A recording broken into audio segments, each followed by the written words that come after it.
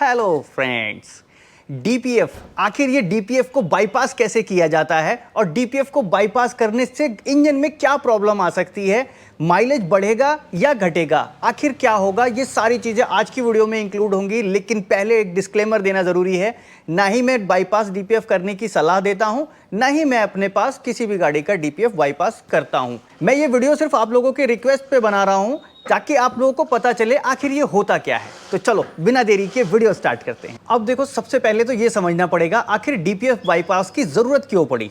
देखो, DPF diesel गाड़ी में लगा हुआ एक फिल्टर है जो कार्बन सूट मास को ट्रैप करता है, और वो ट्रैप करते करते कई बार बड़ी प्रॉब्लम खड़ी कर देता है।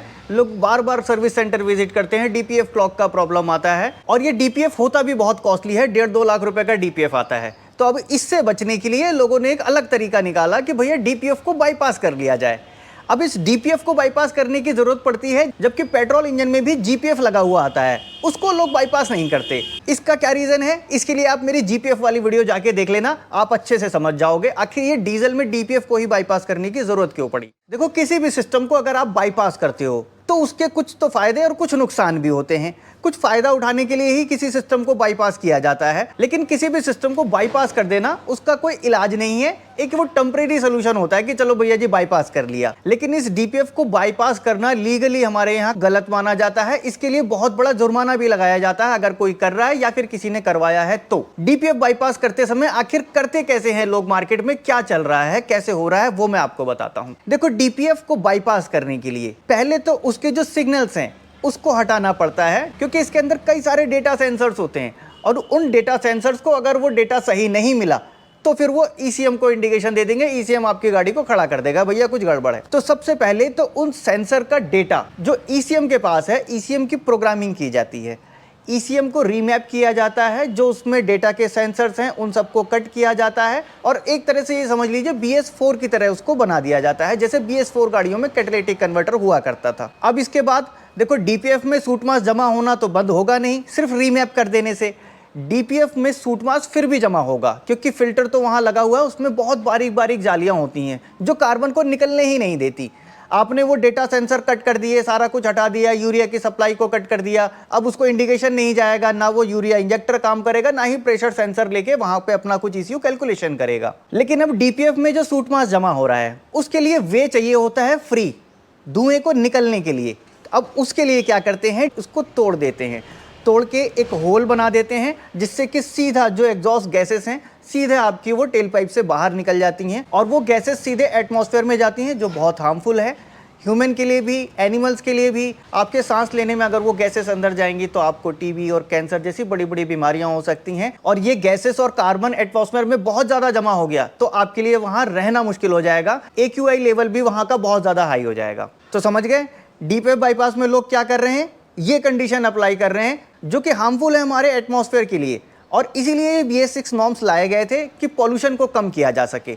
अब आपने अपनी समस्या का तो समाधान कर लिया कि भैया धुआं सीधे बाहर हवा में छोड़ दिया, लेकिन आपकी गाड़ी पे अब उसका इफेक्ट क्या पड़ेगा वो भी जानना जरूरी है। लोगों के बहुत सारे सवाल थे, सर माइलेज पे क्या इफेक्ट पड़ता है, इंजन पे लॉन्ग टर्म पे क्या इफेक्ट पड़ेगा अगर हमने डीपीएफ बाईपास कर लिया तो, और इंजन ऑयल बढ़ने वाली जो समस्या थी डीपीएफ डीजल वाली गाड़ियों में, क्या वो प्रॉब्लम वैसे ही रहेगी या चली जाएगी। तो इन सारे सवालों के मैं जवाब आपको एक एक करके दे देता हूं। सबसे पहला क्वेश्चन, माइलेज का क्या होगा, माइलेज घटेगा या बढ़ेगा। देखो जी, माइलेज आपका घटेगा नहीं, बढ़ेगा नहीं, बराबर रहेगा। लेकिन अगर वो डीपीएफ आपका फॉल्टी था, डीपीएफ आपका चोक था, इसकी वजह से गाड़ी घुट के चल रही थी और गाड़ी माइलेज नहीं दे रही थी, तो वो प्रॉब्लम आपकी सॉल्व हो जाएगी, माइलेज भी आ जाएगा बराबर, और गाड़ी घुट के भी नहीं चलेगी, खुल के चलेगी। लेकिन इसके लिए ज़रूरी है कि जो डेटा ईसीयू में मैप किया गया है, ईसीयू को जो सिखाया गया है, बताया गया है, जो उसमें प्रोग्राम किया गया है, वो बिल्कुल एक्यूरेसी से हुआ हो। क्योंकि उस ईसीएम में सिर्फ इस सेंसर के ही डेटा नहीं होते हैं, बहुत सारे सेंसर का डेटा होता है, जैसे टेम्परेचर सेंसर हो गया, AC का हो गया, मतलब पूरी गाड़ी की जो प्रोग्रामिंग है, जो उसका चेन है, कैसे चलेगा, किस कंडीशन में क्या एक्शन लेना है, वो सारा ईसीयू में प्रोग्राम होता है। उसमें कहीं कोई डेटा इधर उधर हो गया, अगर कोई डेटा में गलती हो गई, तब आपकी गाड़ी में बड़ी प्रॉब्लम आ सकती है। इंजन ओवरहीट हो सकता है, गाड़ी का माइलेज भी ड्रॉप हो सकता है चलते चलते कभी AC बंद हो जाए, हो सकता है कि आपकी गाड़ी का हेड गैस्केट भी खराब हो जाए, क्योंकि वो डेटा सही से मैप नहीं हुआ। लेकिन अगर ये सारी चीज़ें बराबर एक्यूरेसी से वैसे ही मैप कर दी गई, तब आपकी गाड़ी में माइलेज का कोई इशू ऐसा नहीं आएगा कि माइलेज ड्रॉप हो जाए डीपीएफ बाईपास करने की वजह से। हाँ, थोड़ा बहुत बढ़ सकता है, क्यों? अगर आपका डीपीएफ फॉल्टी रहा होगा। दूसरा सवाल, इंजन ऑयल का क्या होगा? जो इंजन ऑयल पहले BS6 गाड़ियों में बढ़ जाता था, BS6 स्पेशली डीजल इंजन की बात कर रहा हूँ, जब ये डीजल गाड़ियाँ रोड पे चलती हैं तो इनका इंजन ऑयल कम होने की वजह बढ़ जाता है। यहाँ तक कि कंपनी ने इनके ऑयल गेज में 3 मार्क्स दे रखे हैं, 1 2 3। पहला लो लेवल का, दूसरा हाई का और तीसरा ओवर का। ओवर इससे ज़्यादा नहीं जाना चाहिए, इससे ज़्यादा कहीं बढ़ गया तो भैया उसको निकालो और नया ऑयल डालो। होता क्या है, इस इंजन ऑयल में डीजल मिक्स हो जाता था। अब जब धीरे धीरे वो डीजल ज़्यादा मिक्स हो जाएगा, एक तो ऑयल की प्रॉपर्टी को चेंज कर देता था, ऑयल पतला हो जाएगा, और दूसरा उसका ऑयल का लेवल भी बढ़ने लगता था। ज़्यादा लेवल बढ़ जाएगा तो भी इंजन के लिए डैमेज होता है। तो अब अगर आपने ये डीपीएफ बाईपास कर लिया तो उस कंडीशन में ये इंजन ऑयल बढ़ने वाली प्रॉब्लम अब नहीं आएगी, क्योंकि वहां पे जो पोस्ट इंजेक्शन की मैपिंग की गई थी, जो डेटा दिया गया था, वो वहां से डिलीट कर दिया जाएगा। पोस्ट इंजेक्शन गाड़ी कभी कराएगी ही नहीं। जब पोस्ट इंजेक्शन कराएगी नहीं तो इंजन ऑयल में डीजल मिक्स होने का चांस ही नहीं बचेगा। माइलेज बता दिया मैंने, कोई खास ऐसा फर्क नहीं पड़ेगा। इंजन ऑयल बता दिया, डीजल मिक्स नहीं होगा, इंजन ऑयल का लेवल नहीं बढ़ेगा। अब आप पे इफेक्ट क्या पड़ेगा अगर आपने ये बाईपास कर दिया? तो सबसे बड़ा इफेक्ट आपका पड़ेगा, आपका चालान होगा बहुत तगड़ा। अगर कहीं पकड़े गए, कहीं चेक हुआ, तो फिर आपका बहुत तगड़ा चालान होगा, सीज भी हो सकती है गाड़ी। दूसरा, जब आप पीयूसी सर्टिफिकेट बनवाने जाओगे और उसका टेस्ट करने के लिए वो लोग उसकी मशीन लगाएंगे, तो वो आपको पीयूसी सर्टिफिकेट बना के नहीं देंगे, क्योंकि वहां आपका नॉक्स लेवल हाई दिखाएगा और कार्बन पार्टिकल्स भी हाई दिखाएगा, जिसकी वजह से आपका पीयूसी सर्टिफिकेट नहीं बनेगा और आपको फिर गाड़ी आगे सेल करने में भी प्रॉब्लम आएगी। अगर आपको रीसेल करनी होगी तो भी दिक्कत आएगी। अब आते हैं मेन प्रॉब्लम के ऊपर, क्या इफेक्ट होगा आपके इंजन पे अगर आपने इसको बाईपास कराया तो देखो, सीधे सीधे अगर मैं बताऊं, अगर मैपिंग सही हुई है, यानी कि उन डेटा को ही सिर्फ हटाया गया है, बाकी डेटा से छेड़छाड़ नहीं हुई है, सारी चीज वही है, तो फिर आपके इंजन पे लॉन्ग टर्म पे ऐसा कोई इफेक्ट नहीं पड़ेगा। मतलब कोई ऐसा साइड इफेक्ट नहीं होगा, या फिर इंजन की लाइफ कम हो गई, या फिर इंजन ओवर हीट हो गया, या कुछ ऐसी प्रॉब्लम आ गई, वो ऐसा प्रॉब्लम नहीं आएगा। इंजन की लाइफ वैसे ही चलती जाएगी जैसे कि पहले चल रही थी। हाँ, गाड़ी आपकी बार बार रीजनरेशन नहीं मांगेगी, गाड़ी में एडब्ल्यू भी नहीं डालना पड़ेगा, और इसलिए नहीं डालना पड़ेगा क्योंकि वो हार्मफुल सारी गैसेस आप एटमॉस्फेयर में ऐसे ही छोड़ दे रहे हो। और अभी मार्केट में ये लोग जो बाईपास कर रहे हैं, ये गलत कर रहे हैं, इस तरह से बाईपास नहीं करना चाहिए।